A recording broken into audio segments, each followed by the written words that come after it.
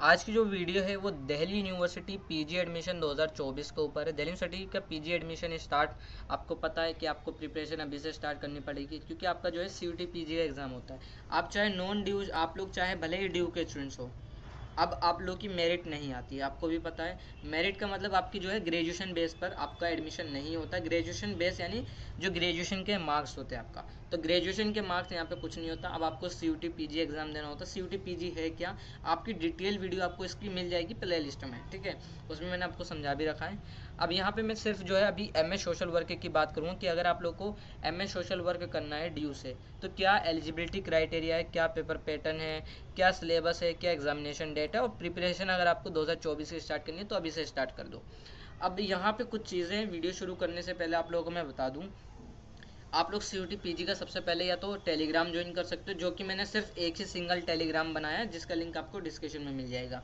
और 3 WhatsApp channel बना रखे हैं, जो ड्यू का एकेडमिक है, और एक सीयूटी यूजी का, और एक सीयूटी पीजी का है। तो आप अपने अकॉर्डिंग व्हाट्सअप चैनल भी ज्वाइन कर सकते हो। व्हाट्सअप चैनल पे बेसिकली सीयूटी पीजी का करोगे तो सीयूटी पीजी की अपडेट मिलेगी। सीयूटी यूजी का चैनल ज्वाइन करोगे व्हाट्सअप चैनल, तो सीयूटी यूजी की अपडेट मिलेगी। अब यहाँ पे कुछ चीज़ें हैं जो मैं आप लोगों को बता दूं। एमए सोशल वर्क अगर आप लोगों को करनी है ड्यू से, तो देखो अभी तो अपडेटेड सिलेबस या अपडेटेड एलिजिबिलिटी क्राइटेरिया, ये सारी चीज़ें जो हैं सीयूटी पीजी में क्या है, आपका एग्ज़ाम जो है मार्च में होगा। हाँ, मार्च में होगा, मैं अभी आगे एक्सप्लेन करूँगा, ठीक है। अब मार्च में एग्ज़ाम होगा तो जाहिर सी बात है लास्ट जनवरी या फरवरी की फर्स्ट वीक में आपका रजिस्ट्रेशन फॉर्म सीयूटी पीजी का आ सकता है, क्योंकि आपको पहले रजिस्ट्रेशन फॉर्म भी फिलअप करना पड़ता है। अब जब आप रजिस्ट्रेशन फॉर्म फिलअप करोगे तो उसके बाद ही रजिस्ट्रेशन फॉर्म जब आए ओपन होगा, यानी मैं मान लेता हूँ फरवरी में ओपन होगा, 2 फरवरी को मैं मान लेता हूँ ओपन हो रहा है, तो हो सकता है आपको 5 से 6 फरवरी तक आप लोगों को बुलेटिन आए, जिसमें आपकी एलिजिबिलिटी क्राइटेरिया, पेपर पैटर्न और सब्जेक्ट है, सिलेबस है, इन सब की अपडेट आती है। तो अपडेटेड सिलेबस आप लोग उस टाइम पे ज़रूर चेकआउट करना, लेकिन अभी आप लोग जो प्रिपरेशन है वो 2023 के बेस पर करो। 2023 में क्या चीज़ें थी एमए सोशल वर्क के अंदर, देखो यहाँ पे 2 चीज़ें, एक कैटेगरी 1, एक कैटेगरी 2। देखो आपके पास बैचलर डिग्री होनी चाहिए किसी भी यूनिवर्सिटी से, या मास्टर डिग्री होनी चाहिए किसी भी यूनिवर्सिटी से। अब आप कहोगे क्या मास्टर डिग्री कंपलसरी है, तो ऐसा मास्टर डिग्री कंपलसरी नहीं है, लेकिन बैचलर डिग्री यहाँ पे कंपलसरी है कि आपके पास बैचलर डिग्री एटलीस्ट होनी चाहिए, और मास्टर डिग्री के बेस पर लोगे तो डेफिनेटली आपके पास बैचलर डिग्री होगी, ठीक है।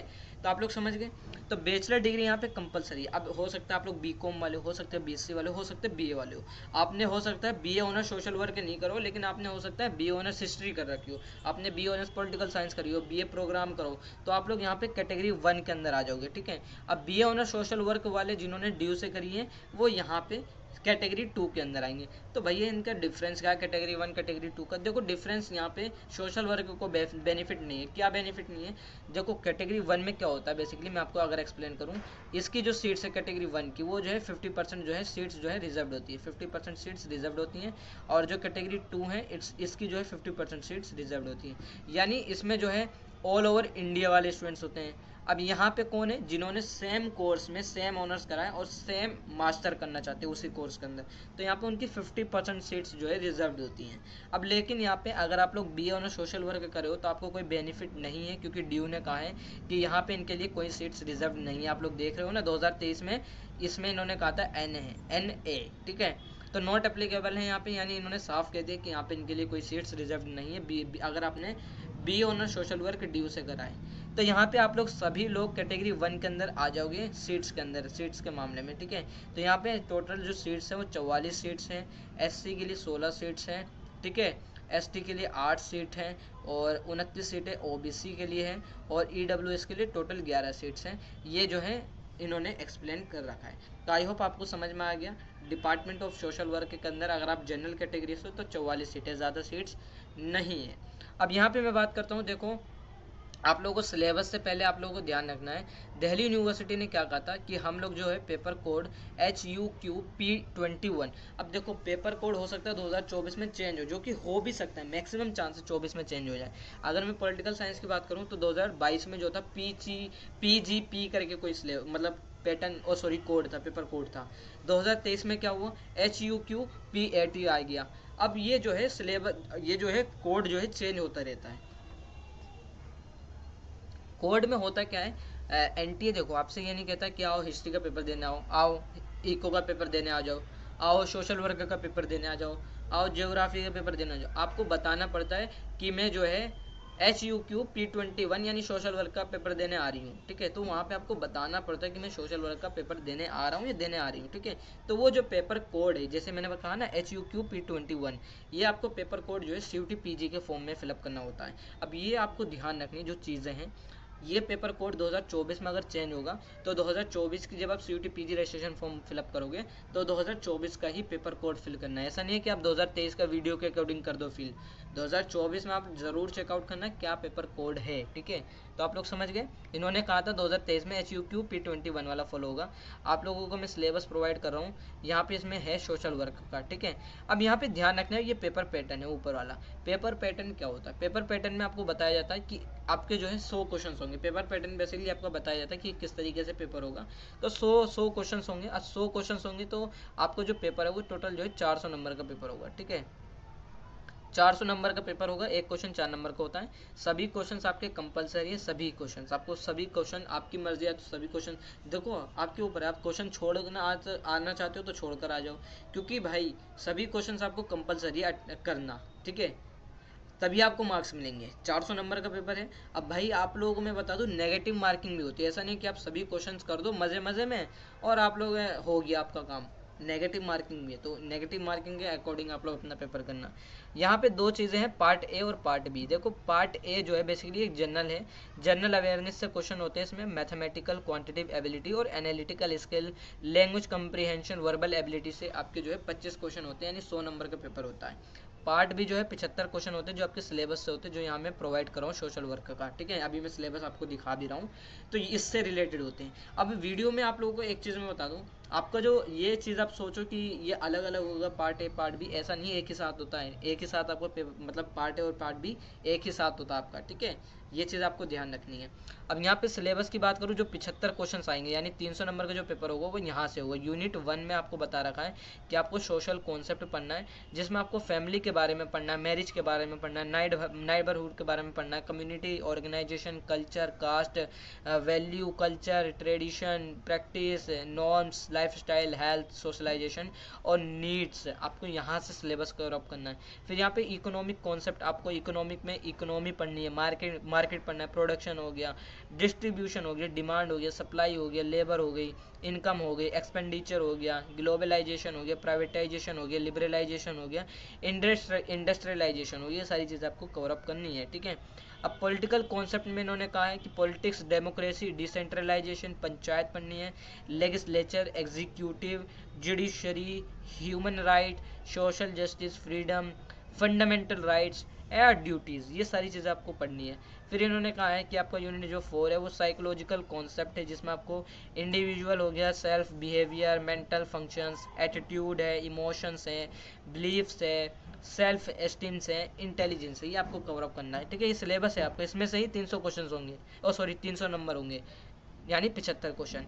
यूनिट 5 में इन्होंने कहा है एनवायरमेंटल कॉन्सेप्ट पढ़ना है, जिसमें आपको एनवायरमेंट पढ़नी है, एटमॉस्फेयर के बारे में पढ़ना है, और यहाँ पे पोल्यूशन हो गया, पोल्यूशन है, एयर वाटर तीनों पढ़ना है, साउंड पोल्यूशन, नेचुरल रिसोर्सेज में आपको एयर वाटर और सोइल, फॉरेस्ट में आपको डिजास्टर, ये सारी चीज़ें आपको कवर अप करनी है, ठीक है।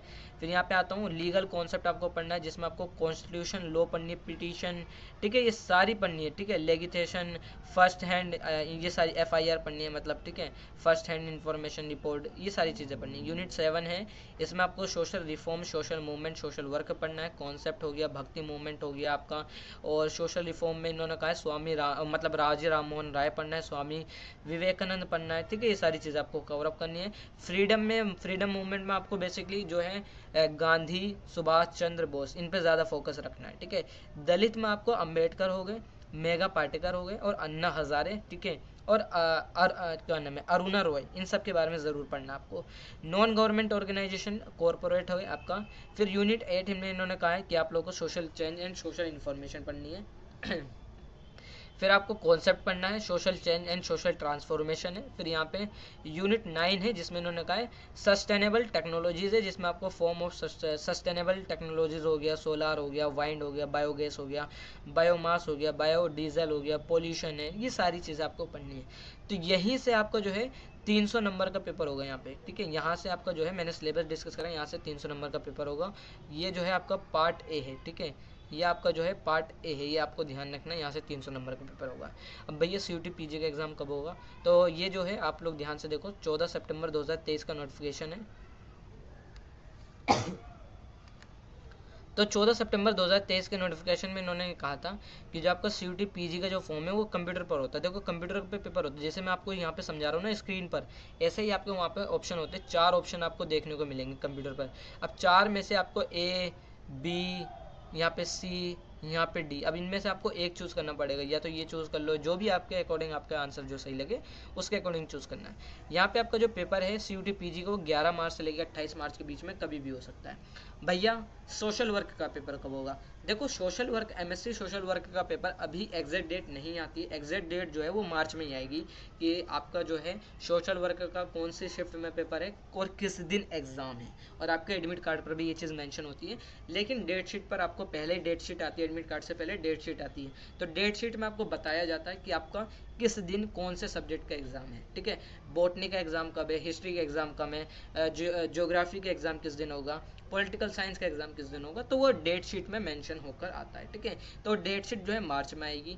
अब मैंने आप लोगों को कहा सारी चीज़ें मैं आपको इन्फॉर्मेशन शेयर कर दी है यहाँ पे 2023 के बेस पर। 2024 की जब रजिस्ट्रेशन फॉर्म ओपन हो सकता है आप लोग भाई उस टाइम पे वीडियो देख रहे हो, तो मैं यही कहूँगा आप लोग इंस्टा आईडी का लिंक मैं डिस्क्रिप्शन में दे दूंगा, इंस्टा पे मुझे मैसेज कर देना कि भैया पेपर कोड कौन सा फॉलो होगा CUT PG के फॉर्म में हमें फिल करना है। तो मैं उस टाइम पे आपको बता दूंगा कि कौन सा पेपर कोड 2024 में आया है। पेपर पैटर्न तो देखो सेम ही रहेगा, पेपर पैटर्न हो सकता है चेंज हो जाए, लेकिन अभी मुझे नहीं लगता पेपर पैटर्न कोई चेंज होगा, ठीक है। अपडेटेड सिलेबस आपको ज़रूर चेकआउट करना है जब सिलेबस अपडेट होकर आए 2024 का। तो ये सारी चीज़ें आपको ध्यान रखनी है, जब भी सिलेबस अपडेट होकर आएगा तो उसे आप ज़रूर कवर अप करना, ठीक है। अभी तो खैर 2023 के बेस पे जो मैंने आपको सिलेबस शेयर करा है, इसके बेस पर ही आप लोगों को पढ़ाई करनी है। स्क्रीनशॉट आप लोग ले लो इसका, इसी के बेस पर आपको अभी पढ़ाई करनी है। कहीं सोचो कि क्योंकि देखो आपके पास इतना टाइम नहीं होता, मैंने कहा ये सिलेबस बहुत बड़ा है, आपको लग रहा है यार 9 टॉपिक है 10 टॉपिक इतना तो आराम से हो जाएगा।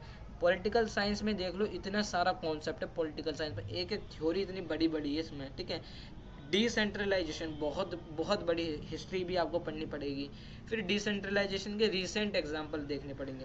पंचायत है, पंचायत में आपको बहुत अच्छे से कॉन्स्टिट्यूशन आर्टिकल्स पढ़ने पड़ेंगे, क्या आर्टिकल्स है पंचायत के अंदर। आप लोगों को यहाँ पे एग्जीक्यूटिव जुडिशरी में भी आपको आर्टिकल्स चेकआउट करने पड़ेंगे कि कौन कौन से आर्टिकल्स जो है जुडिशरी से संबंधित हैं। लाइक 124 जो है 124 है, 125 है, 126 है, ये जुडिशरी से संबंधित है, ठीक है। तो ये सारी चीज़ें आपको कवर अप करनी पड़ेगी। आप लोग अगर मैं बात करूँ पंचायत, आई थिंक पंचायत की जो शुरुआत होती है वो 243 से होती है, अगर मैं आर्टिकल की बात करूँ, ठीक है, शायद 243 से है। तो ये चीज़ें आपको कवर अप करनी है। जस्टिस है आपका, फ्रीडम है आपका, ठीक है, लिबर्टी है, क्या लिबर्टी का कॉन्सेप्ट है, राइट्स है, और फंडामेंटल राइट्स में आपके आर्टिकल्स यहाँ पे स्टार्ट हो जाएंगे। फिर आपको फंडामेंटल राइट्स में भी ऐसा नहीं है कि आप लोग यहाँ पे सिर्फ जो है आर्टिकल 40, 50, 60, 70, 80, 90 यही करो। आप लोग को आर्टिकल 12 भी करना पड़ेगा, आर्टिकल 13 भी करना पड़ेगा। फिर फंडामेंटल राइट्स का अगर उल्लंघन होता है तो सुप्रीम कोर्ट और हाई कोर्ट में आप कौन से आर्टिकल्स के थ्रू जाते हो। तो ये भाई बहुत बड़ा कॉन्सेप्ट है, क्योंकि आप लोग को ध्यान रखनी है जो भी चीज़ें। फंडामेंटल ड्यूटीज़ है, फंडामेंटल ड्यूटीज़ में भी आपके आर्टिकल स्टार्ट होते हैं 36 से स्टार्ट हो जाएंगे, ठीक है। तो वहाँ सॉरी फंडामेंटल ड्यूटीज़ कर रहा हूँ, सॉरी मैं, वो directive principle of state policy start होती है। फंडामेंटल ड्यूटीज़ आपकी जो है वो डायरेक्टिव प्रिंसिपल ऑफ स्टेट यानी DPSP जो सिद्धांत है आपका, वो आर्टिकल 36 से स्टार्ट होता है, ठीक है। तो मैं बोलिए फंडामेंटल ड्यूटीज़ कह रहा हूँ, ठीक है। तो ये सारी चीज़ें आपको, बहुत ही लेंथी सिलेबस है, आप अपने अकॉर्डिंग अपनी, अगर आपको लगता है मेरी प्रिपरेशन जल्दी हो जाएगी तो आप अपने अकॉर्डिंग कभी भी तैयारी स्टार्ट कर सकते हो। सारी चीज़ें मैंने आप लोग के साथ शेयर कर दी है। बाकी फिर भी अगर आप लोग की कोई क्वेरी रहती है CUT PG के रिगार्डिंग, मैं दोबारा कह रहा हूँ अपडेटेड चीज़ें 2024 में जब होगी तो ज़रूर चेकआउट करना, क्योंकि हो सकता है मेरी वीडियो आप लोग बाद में भी देखो, ठीक है। तो ये सारी चीज़ें हैं। बाकी अगर आप लोग की कोई क्वेरी है तो आप मुझसे इंस्टाग्राम पर पूछ सकते हो, और इंस्टा आईडी का जो लिंक है वो मैंने अपने डिस्क्रिप्शन बॉक्स में दे रखा है।